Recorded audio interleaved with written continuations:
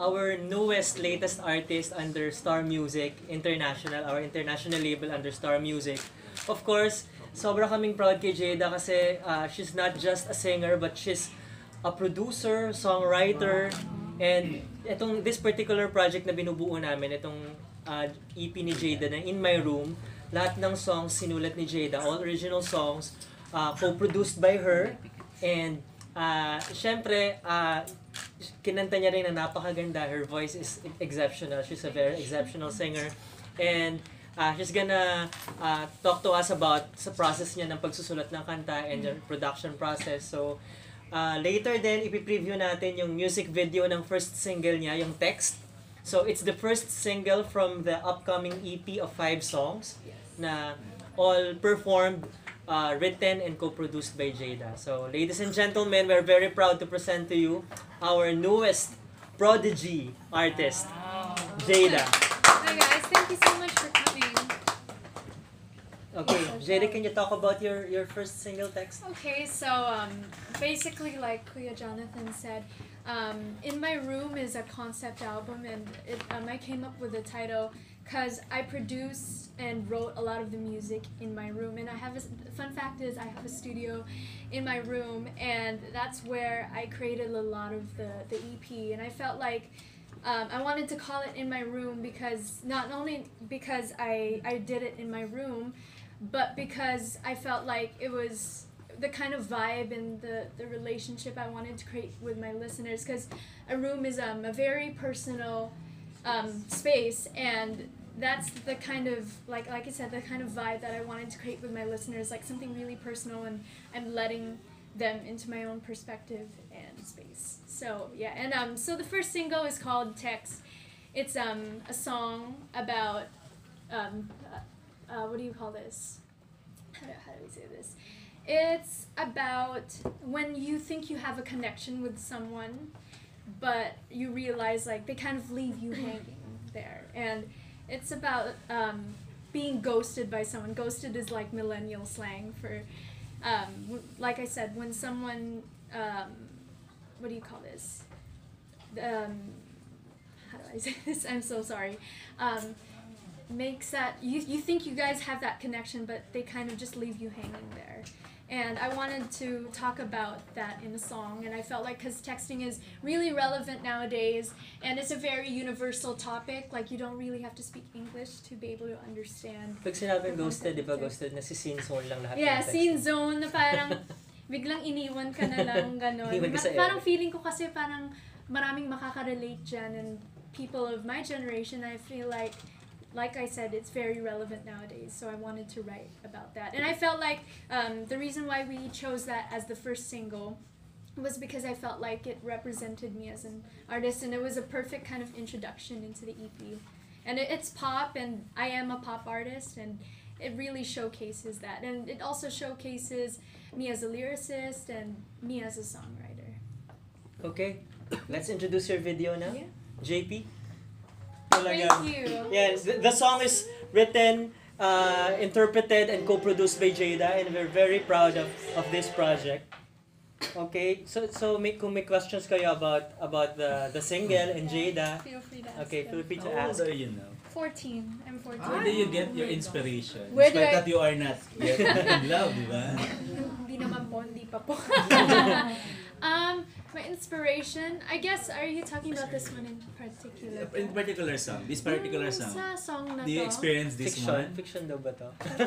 I'll tell you when I'm 18 po. No, I'm kidding. Honestly, I prefer not to say because I want my listeners to relate the song to their own experiences. So, yeah. But you never experienced that somebody... Well, I never said that. I'm kidding. No, my parents might be watching. Secret lang natin. Sa atin-atin lang. Atin lang naka-video. Naka-video po, pero atin-atin lang. How does it feel, finally? I mean, I'm sorry. How does it feel, finally, eto na. I've seen your journey, the songwriting and all, then now talagang nag-materialize na. I know, it's, it's unreal and the most exhilarating feeling ever, because I've been working towards this day for nearly 2 years now, and I started writing this EP about 2 years ago. I started songwriting as a whole 2 years ago. I wrote my first song when I was 12 years old, and it's like I said, it's one of the most amazing feelings in the world that I finally get to share this with all of you, and this means so much to me. This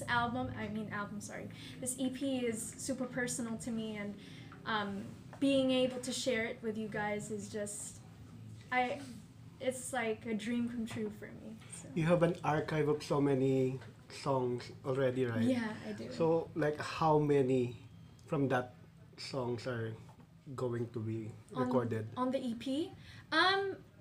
Just on the EP or for the full future? album? Or what?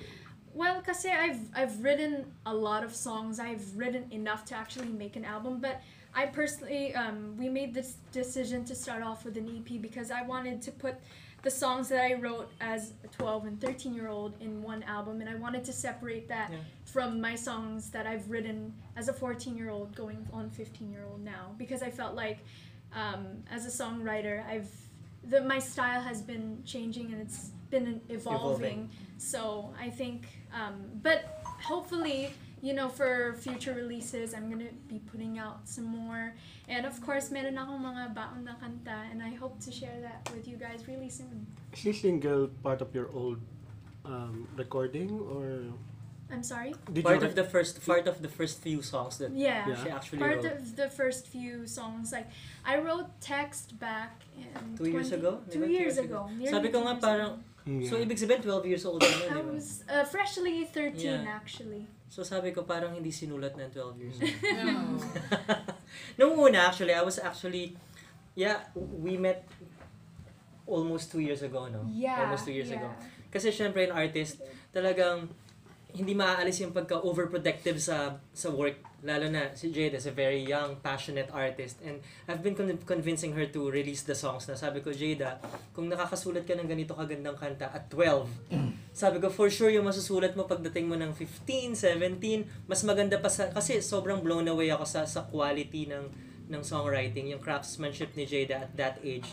Sabi ko, ibang level. So, na-excite ako sa papaninig niya sa aking mga songs. What more ang magiging kung paano pa yung magiging journey niya as a songwriter, kung ganito na yung level ng songwriting niya as this age. Kaya sabi ko, Jayda, ilabas mo na yung mga kanta mo na yan. Wag mo nang, kasi natatakot siya, ayaw niyang ilabas eh. Gusto niyang i-hold back muna to herself. Dami niyang apprehension. Sabi niya, ilabas mo muna and mark this period in your life, in your career na ito yung mga nasulat mong kanta during itong period ng life mo na to, 12, 13, 14. Kasi sabi ko, for sure yung mga magagawa mo pang kanta after this, mas magaganda pa yan. Given na lalo na yung mga next songs ni Jayda, sabihin niya, talaga bang 12 years old ang sumulat nito? Parang nasa 20s na yung level ng galing.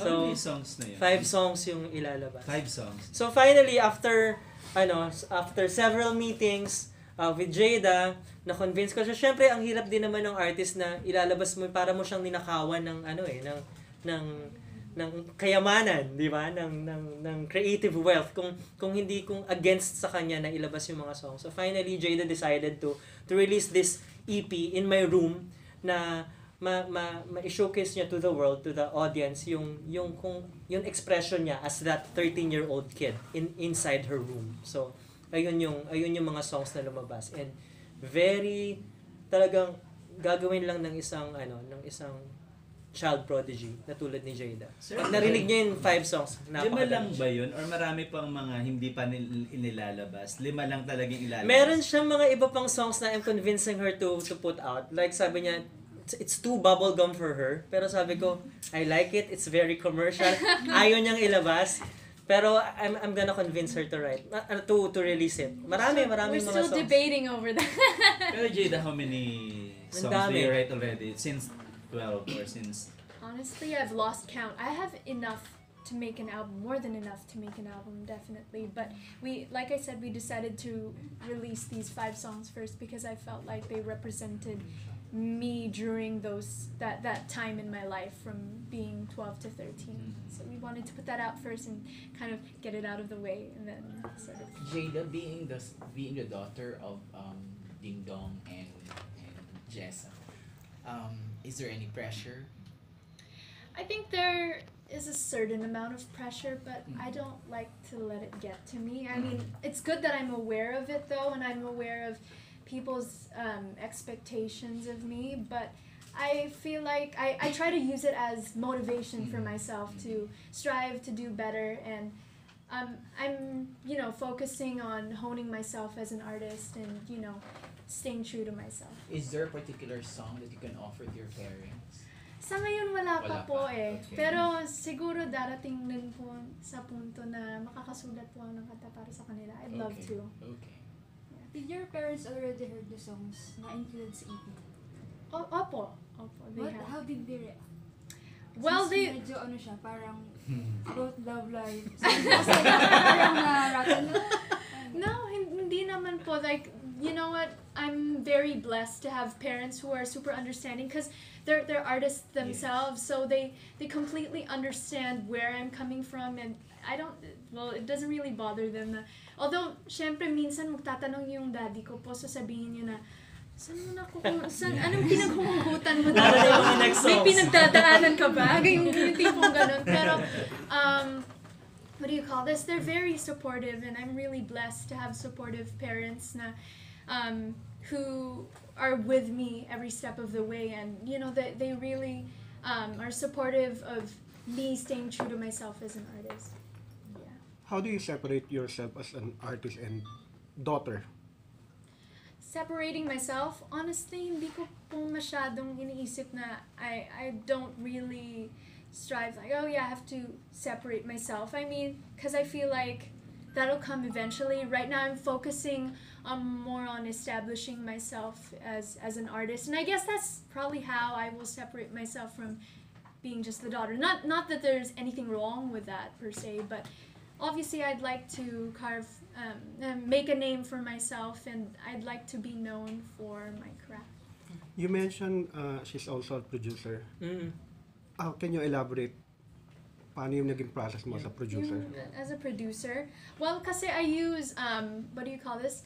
For a lot of for some of the backing vocals, like for this track, for Text in particular, the backing vocals for that, I recorded it in my room because I have a studio set up there. It's like really cool. Like I use this software called Logic Pro X, and then that's basically my process. Usually when I write my songs, I start them out on a guitar or a piano because those are the instruments that I play. And then usually, like, my producer the producer in me kind of, producer instincts kind of kicks in, and then I start to think of like, okay, what kind of drums do I see? Like, I can visualize what kind of arrangement that I want. And obviously, I talked to Kuya John about it, who's my producer, and personally, we have like, I like to think we have good chemistry working together. And then he's super, what do you call this? He's super conscious of me as an artist. Like, he totally gets that side of me, and I really appreciate that. Yeah. Jonathan as a producer. Yeah, as a producer. Co-producer. My youngest co-producer. Si Jayda. Actually, ang naging process ko kay Jayda, tinatranslate ko lang kung ano yung nasa head niya eh. Kasi siya, malinaw kasi si Jayda, sobrang clear sa kanya in her mind kung ano yung gusto niya maging tunog as an artist. So, as an experienced producer, I tried to translate it. Kung ano man yung nasa head niya, kung ano yung naririnig niya.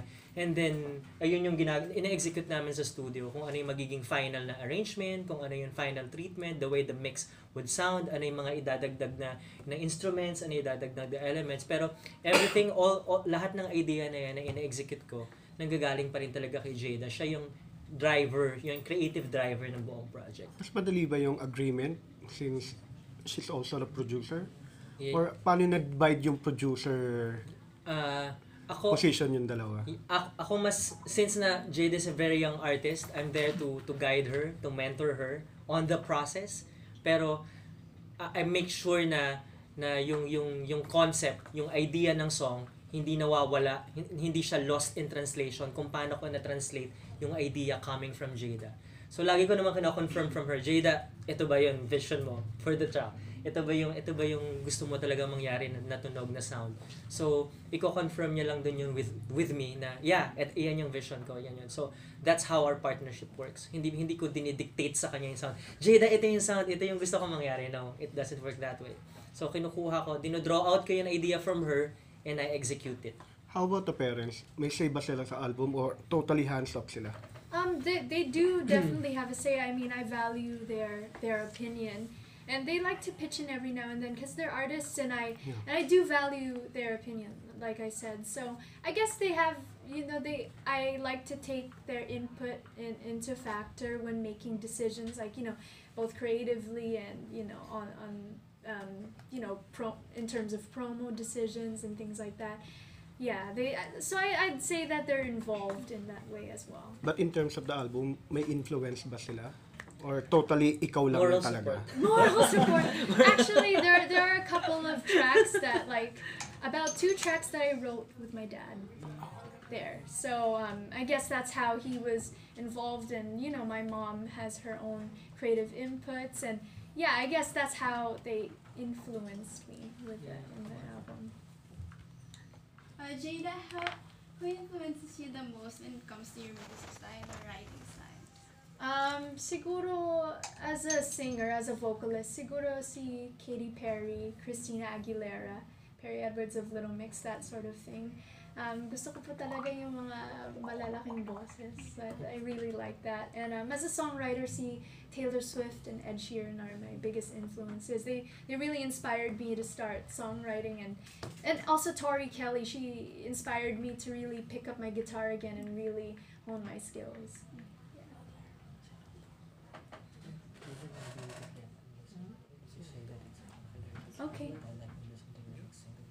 Okay, sige. Guys, so I'm gonna make you... We're gonna let you listen to a very confidential track. This is her next single, but it's not yet out. But, Yeah, so...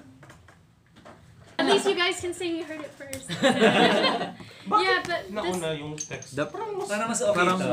Well, we wanted there to be progression with the singles. So parang buzz single yung text. Di yung pangatlo mas maganda. Ay, well. Abangan niyo po yun. Yeah, but this one was really influenced, there's a bit of the early 2000s kind of influence, the kind of vibe, I guess vocally, I wanted to kind of channel my inner Christina Aguilera. That's sort of the thing I was going for. Masayaw ka din.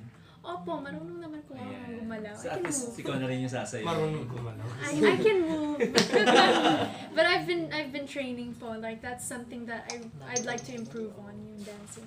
Tsaka yung ang plano namin, i-drop yung single simultaneous with the music video. So we're gonna shoot the video for this soon. Watch out, forget guys. Tapos yung yung EP, yung 5 songs dun sa EP will be, lahat sila magiging individual singles. So it's 5 singles. So, Kailan i-release to? EP will be released on June. July. Sorry, July. July. Pressure. Producer. The Producer. So yung 5 singles in 1 year, yun, na ganon.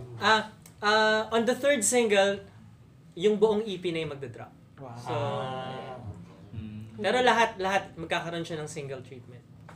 Okay. Yung song mo is matured actually masyadong for her age. So paano yung imaging niya to complement the music? Actually aspirational na prodigy, very talented na young kid na hindi syempre wholesome, hindi naman natin gagawin na na sensual and sexual yung image. Isang batang sobrang crazy talented. And yun, si Jayda siya, who writes, performs and produces her own music. So, In fairness, on PM niya yun. Jayda, sabi mo you can move. Is that also something na we will expect from your guesting with Darren sa concert?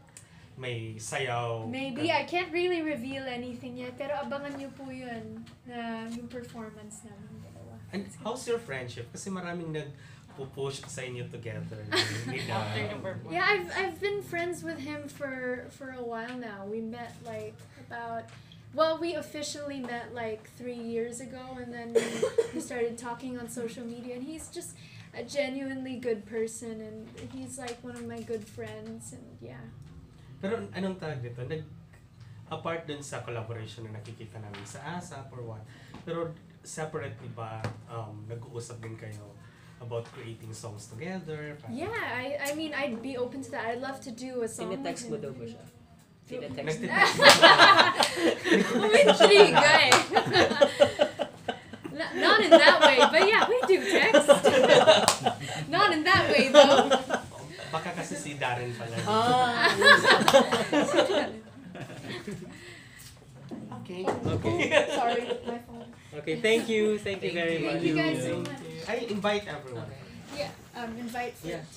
for For text. for the text. For text and for your EP. Oh yeah, okay. So, my debut single "Text" is out now on Apple Music, Spotify, Amazon. Please stream it, and ambagan niyo po yung EP ko na lalabas very soon. And you can follow me on my social media accounts at Jayda on Instagram. That's spelled Jayda, and at Jayda Avanzado on Twitter. And my YouTube channel is just Jayda. Thank you guys so much. Thank you. Congrats. Thank you.